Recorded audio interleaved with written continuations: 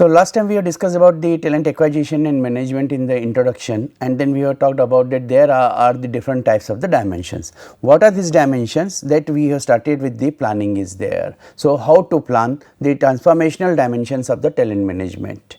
The transformational dimensions of the talent management, that will be going through the recruiting, incentivizing, developing and the evaluating is there.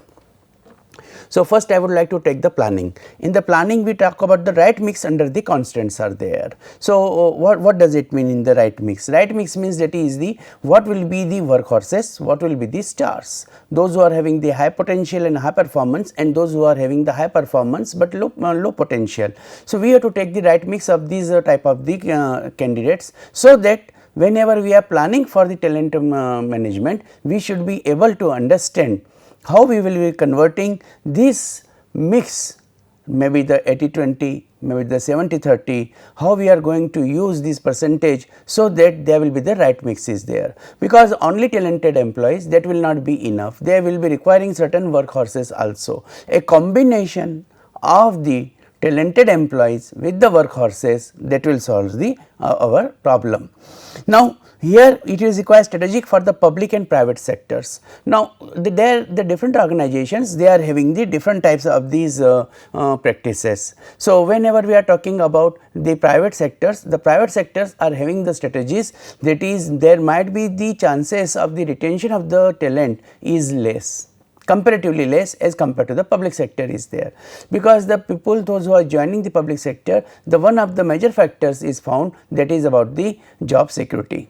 So, if they are going for the public sectors for the job security talented people, then in that case it is very less chance that they will leave the organization, very few percentage is there. But when we talk about the private sectors, in the private sectors it has been observed that is the talented employees, they leave fast, because they are getting the more opportunities for the growth in the other places, as a result of which these strategies for the public and private sectors, that has to be different. So, in the talent management of the private sector, the strategy is to be to retain them for maybe for the short period, but get the maximum output from them. So, their input for the organization, maybe in the short period of time, that might be the valuable and it is the worth of the talent. While in the public sector, you know that is the employee is going to live for a long period of time, and as a result of which you will going for the making the slow and steady progress. And that is the reason that is in the public sectors you will find that is the employees, they are continuing for the long hours, long time in at the working place and also for the many years. So, that is making their growth slow and steady. Now, here we will also see that is the demographic shifts are there. In the demographic shifts in India also you will find that is the now the percentage of the women employees have increased. So, what is the demographic variable? Demographic variable is age, and we know in the Indian companies, the normal age of the employees at the entry level, that is between the 23 to 26. And as a result of which the employees, those who are entering in the organization, they are very young and bright, and as a result you have to manage their management practices in a different way. The another one is that is the gender. After the age, gender, and it has become the trend now, that is the gender that is a female employees, women employees, they are also increasing in a number at a large, as a result of which I will not be surprised that like especially in the service industries, that it goes up to the 40% is the female, 60% is the male workers are there, or in some organizations even it is the 50%, right. So, therefore, in that case in the demographic shifts, because now the women employees are also joining the organizations in the equal number, you have to find out the what will be the talent management practices. The planning for the talent management has to be done keeping in mind your rules, regulations, HR policies, HR manual, that has to be prepared keeping in mind that is there will be requirement for the rules, regulations for the women employees also. And third one is the income. Now, in India dual income families are increasing, as a result of which the employees, they know that is even if they lose the job, there is another partner, the life partner is there who will take care of the family. So, their demands, their style of working and their conditions, terms and conditions, they are changing. These demographic shifts of the age, gender, income. So, this is totally making a different planning for the acquisition of talent management. If you are hiring the very young employees, you have to adopt those recruiting processes which will attract them. Talent has to be attracted, and therefore, as a result of the strategies and policies, the decisions will be taken accordingly. At the macro level, we will observe that is the predict the competencies. Competencies are based on the knowledge, attitude, skills and habit, that is a cash model which I always keep on talking about. So, therefore, in that case, that is you have to predict what type of knowledge, what type of attitude, what type of skills and what type of the habits that the employee is having. So, talented employees definitely will be having a different horizon for the cash model, knowledge, attitude, skill and habits, and then the HR department has to plan accordingly to attract and retain the talent. Second, very important is determine the personnel per job, that is called the actually in fact in the Holland's model it has been told about personality job fit.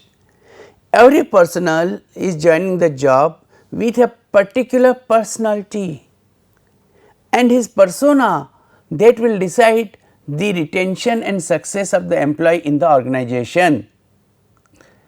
And at the macro level in the planning we have to also judge, that is why we see that is many organizations they have started with the psychometric test, and as a psychometric test they are judging the personality and then identifying that is this person is fit or not. Then model budget impacts are there, definitely everything is working under the pestle analysis, that is the political, social, economical, technological and legal. So, these budget impacts that you cannot ignore. If organization is recruiting again and again the talent, because the talent is retention is less, then definitely it has the budget impact. And if you are hiring a very highly talented employee, then the pay scale, the investments which your organization is going to make on that particular employee, that will be very high. Then the report on the accuracy. So, here the chances of the report on accuracy will be very high, because talented people they are called talented because their accuracy rate is very high. So, here it becomes very important, that is we are going for this macro level the dimensions, that is predict competencies, determine the personnel per job, personality, model budget impacts, what is the budget is there, and report on accuracy, that is what is the level of the accuracy is there. When we talk about the macro level, determine characteristics of the MCOs.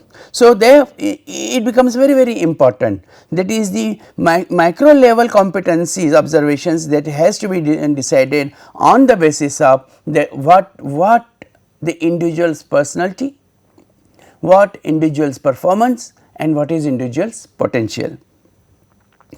Once you analyze this, you are making the career plan, suggesting the career plan of the employees, and that career plan of the employees that will lead the employees to the higher positions. Develop the succession plans, but right from beginning I am talking that is the life of the talented employee in one organization is very short. His retention is for a short period of time, he has to go and he will go because of the getting the more opportunities, and therefore suggest the career plans accordingly and develop the succession plans accordingly. So, one will go, next has to be ready, and this process is a vicious circle, it will be keep on going like this. So, in the planning dimensions we have to take care of the acquisition and then also the career plans and succession planning. Now, when we are now the second dimension. The second dimension is the recruiting is there. Nowadays, it is becoming highly challenging. Those which are highly reputed organizations, you will find thousands of the applications are there, and as a result of which you are able to find out the good number or the enough number, rather than good number, I will say enough number of employees in the organization. But those organizations which are not carrying very high brand image, employee branding into the in the market, and therefore they will require, that is the how the recruitment is to be done, and that the recruitment that is called the candidate gateway, to invite the candidate to get in the employee, talented employee into the organization, how it is to be done. Now, I would like to mention about the examples of the automobile industries. For the first point, that is a job opening is there.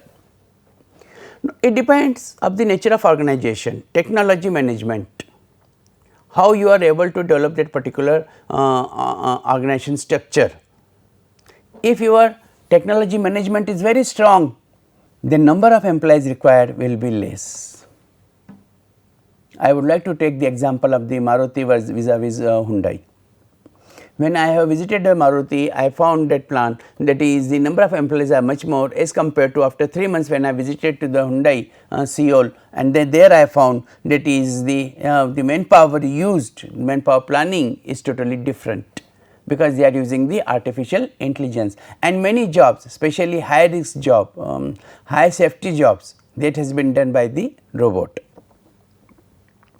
So, how much job openings do you have? And accordingly you have to recruit these talented people.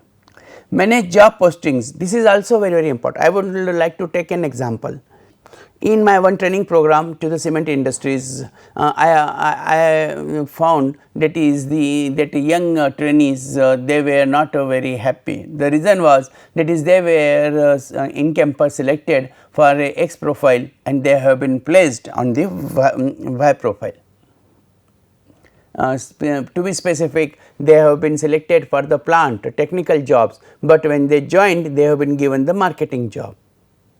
So, many of them were not happy. Now, why this thing happened? Because organization has failed to manage the job postings, where to be the job postings are to be done. For some percentage it is fine. So, therefore, there can be the adjustment, but if it is a large number, then it shows the failure of manpower planning is there. But multinational companies and the top notch companies, they will getting the thousands of applications, so they have to manage the applications are there. Now, there are many softwares are also available which are making the screening of these the keywords, and those who are having these keywords, those CVs are concerned. Those which are not having those keywords, so those CVs are not considered. Then the searching of the right type of people. Now, that searching can be done as we have seen in the HRM also, human resource management. So, searching is done either internal or external. Internal is through our employees references, employee referral, or external, that is about the advertisement is there, consultant is there. These type of the practices the organizations adopt. So, that is the managed job postings are there. So, after the managing the applications, then there will be the searching for this type of these right people, those who can work for the organization is there, and when you are getting those applications, the screening is there. Here I would like to mention one thing, that is the eligibility criteria is different and screening criteria is different. What is a screening criteria? Screening criteria means there are hundreds of applications, those who are eligible as per the advertisement. But when you talk about the quality, you have to also see that is how you are going to manage those applications. So, that searching of the applications can be done with the help of software by the keywords. If those keywords are there, those CVs will be considered is there. On basis of that search, the screening will be done, that is the in relation to the academic background and experience background if it is required, that is how the things have been the classified, and the employees they will be able to classify on the basis of these screening of the applications with the help of software. Then routing is done to the right department, right people that has been sent, and they will go through the CVs, they will find out the right persons, understanding the how many persons for one position, how many persons, 5 persons, 7 persons they will like to call, and that is called the routing is will be done. And then on basis of that the interviews will be there. Interviews, again I will not go into the much detail of the interviews, but interviews means that is you are going for the identifying whether the talent is a true talent or not, or it is only on the paper. So candidate should not be kagji sher. So that is very good on the papers, but when you interact you do not find that really the employee is able to do something. So that is the interviews are there. Then offers. On the basis of the selection of the interviews, there will be the offers will be made to these candidates, and they will be placed on the job, that is the onboarding will be there. So, this is all about the recruitment process is there. Now, question arises the difference between the recruitment of the talented employees and recruitment of the HRM. So, here I would like to mention that is the job openings, they are common. Manage job postings, that depends on the organization's requirements. Manage applications, here from here the talent management recruitment starts. The talent acquisition, that candidate gateway, if you see on left hand side of this slide, my left hand side of the slide, you will find that is the candidate gateway. Candidate gateway is that is manage the applications. Managing the application, it starts from that is the searching the keywords, screening criteria. As I mentioned that screening criteria is much more higher than the eligibility criteria, because number of applications are more, you have to screen less, and therefore you have to adopt for the screening criteria is there. Then interviews, and then offers, and the onboarding will be there. The third function that is comes for the incentivizing, compensation core HR. Why employees are working? Employees are working for the motivation. What is their motivation? Their motivation is the recognition, money, rewards, appreciation. So, how to incentivize the talent? What will be the talents? What do you think? That what will be the talents incentivizing? Yes, it depends on the individual to individual, but mostly it is the financial rewards plus job challenging job, right. So, compensation as incentive is there. Talent will accept the offer only when the incentives are attractive. If incentives are attractive, then they will be the pay for performance, and when they will be pay for performance, then compensation is decided. That is called the ESOP nowadays, variable pay, employee shares on profit. So, the two persons working on the same position, one is earning very high, other is not earning that high. Why? Reason is that performance. So, there is a pay for performance, perform more you will get more, perform less you will get less, that is the principle of natural justice. So, therefore, pay for performance that will be decided. Non-monetary incentives are there, already I mentioned, that is the many times what is seen, that is the incentivizing is on the basis of that money, that is the money is there, and therefore, in that case the talent will is attracted. But here I would like to mention that is many time the talent is looking for the appreciation, awards, positions, recognitions, which are maybe the non-monetary. So, non-monetary incentives, they are critically the forcing driving force is very high. Then HPI interventions, and in HPI interventions first is the training, that employees they are supposed to have a proper training. When you find that is a person is having the high potential, but the performance is low. So, therefore, in spite of that person becomes the problem children. Before he becomes the problem children, you should provide them the training, and the training will make them the more motivated towards the organizational goal. So, that is the training is required. Job redesigning, as soon as you go for this type of the human interventions, you will find that is the you are managing the job according to the talent's capabilities. So, it is like adjusting the skills level, adjusting the knowledge level, and naturally here the skill levels and knowledge level, that is very high. So, therefore, the job redesigning is there. Then better hire selections. Naturally, in incentivizing, if your incentives are very strong, you will be having the better hire selection will be there. Those who are highly talented, those who are highly promising, because your incentives are very strong, you will recruit them. Ample resource provisioning, and when they will start their job at workplace, they will require many resources. Resources are men, machine, material, money, method and minutes. 6 M's are important in the management, and therefore, you will find that is these ample resources are provisioning has been done. Better match worker, that is the work money manipulation easiest. So, it becomes very important, that is incentivizing is matching with the right type of worker is there, and that is why the E compensation are the core HR dimension that works. Next is the developing. In the developing, now you see in the training and development, this becomes very important, that is you identify the training needs. And what are the training needs? That depends on the job profile. What type of the job profile you have? If your job profile and job description that requires a core competency, so the talent has to be developed, like a management trainees are taken. Management trainees are taken, then in which direction they will be kept on the probation and confirmation. For 18 months you are providing them the training, and then those 18 months what the close competency gaps you are identifying. So, those close competency gaps which are required to perform at the workplace, that has to be developed. So, asynchronous training is there. Not necessarily this all should be have be synchronization. Many times employees want themselves to develop something, and they do not want to go to the rut of the system.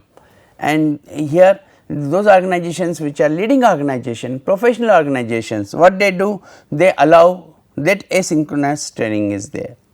Link to personal file, it is always better, that is the employees know their personal file, and personal file are linked for the development is there. So, what is that in personal file? The strengths and weaknesses, performance appraisal, potential appraisal, comments of the supervisor, feedback from the subordinates. If you are using the 360-degree, then there are the feedback from the subordinates also. So, therefore, asynchronous training will be there. Link to personal file, individual, not only individual's file, personal, it is not personal, it is personal file. So, it is not only about individual, but he learns from others, peer learning, and he understands that there is a link to other files is there. Then the AD model. So, that awareness development model that will become a very important. Then the Kirkpatrick evaluation. So, Kirkpatrick's evaluation is done on the basis of how you are evaluating that particular procedures are there, and capturing the ROI, return on investment. So, when you are developing those particular types of the manpower, then definitely you are making the investments, and on the basis of the investments you are going for the ROI, return on investment is there. So, whatever you have planned, you have recruit and then incentivize them, you have develop accordingly. Now, on base the whole process, ultimately it will be called the enterprise learning management is there. This enterprise learning management, finally we will talk about the evaluation, evaluating, how do we evaluate. So, appraising the actual work. So, e-performance and e-development, that we have to connect. So, here in evaluating, what we do, the analysis, appraisal of what? Of the present, past and future, yesterday, today and tomorrow. So, what is yesterday? Yesterday's performance is done. Nowadays it is quarterly. So, in last quarter what was the performance of the employee, that will be seen, and the talented employees, the performance will be compared, and it will be found that is whether there is a gap or there is a progress or there is a retardation, whatever it is there. So, appraising the actual work which has been done by the employee in the past, then difficult task will be given to him. In the evaluation nowadays what the multinational companies are doing, they are asking the candidate to go to the clients and perform there, solve their complaints, and therefore, in that case that is a difficult task they are supposed to perform. Marginal performance types, then those who are highly performers, they have been identified and informed. In evaluation the employee may be the judgmental. What is required is that is the organization will be judging on the basis of this evaluation and analysis, that is the talent is really talented, talent is having any problem, talent is having any a particular dimension which in which he is very strong, and therefore, the judgments will be taken, judgmental will be there, and it will be analyzed what type of the employee is there. Then normally it is a talent is judgmental. So, talent is, if it is talent, it will be found very positive with high potential, and that is why that is a developmental will be there. Developmental will be, that is the taking care of the overall development of the employees, and then those who are talented employees, their holistic approach will be taken to develop. It is a personal also and it is a professional also. On the basis of the personal and professional basis, then there will be the development will be there.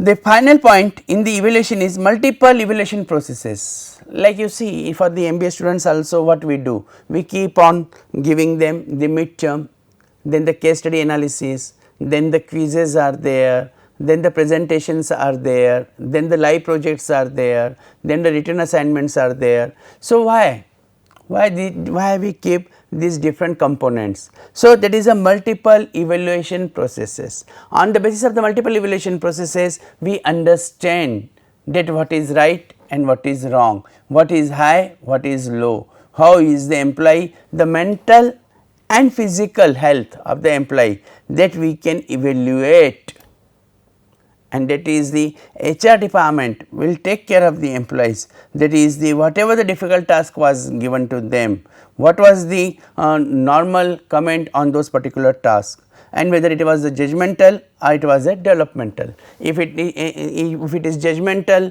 then we taking the judgments on the basis of their yesterday and today, and developmental plan for the tomorrow. If your multiple evaluating process, if that becomes a successful, then your all these dimensions of these the talent management, that is the planning, analyzing the talent and planning the talent, recruiting, that is here we have seen, that is the observations, evaluations, case studies, that he is good into the all. Then incentivizing, that is what type of the incentives are to be given, what type of the monetary benefits are to be given or non-monetary benefits are to be given, and development is there, how to develop, and finally that is the evaluating is there. So, these are the dimensions of the talent management are there. An effective organization which is highly professional, they ensure that is they are able to separate HRM with the talent management. The functions are same, but they are focused on those employees, those who have been found very high at the time of entry. So, in the entry process, if it is going to be the decision making, what type of the process we have to follow, and then we the suggested process is this, that is please plan your requirement of the talent, which I have discussed with you in detail first slide, then recruit, and just do not only the recruit and there will be the end, make the incentivizing to them, their motivation we keep high, and then slowly and matching with their personality, matching with the job, matching with the performance and potential, they are supposed to go for that particular developmental process. Now, here the one warning or limitation is that is organization when hire the talent, they are talented, but if the environment is not given proper, if the work culture is not proper, then in that case you will find the talent will not demonstrate the talent, and there might be the feeling that we have not selected the right person of the candidates. To avoid this, it is always better evaluate them time to time. When you are evaluating them from time to time, you will find that is their performance it has been increasing, and once their performance increases, then the e-performance and e-development process that will be creating the solutions. So, this is all about the dimensions of the talent management. Thank you.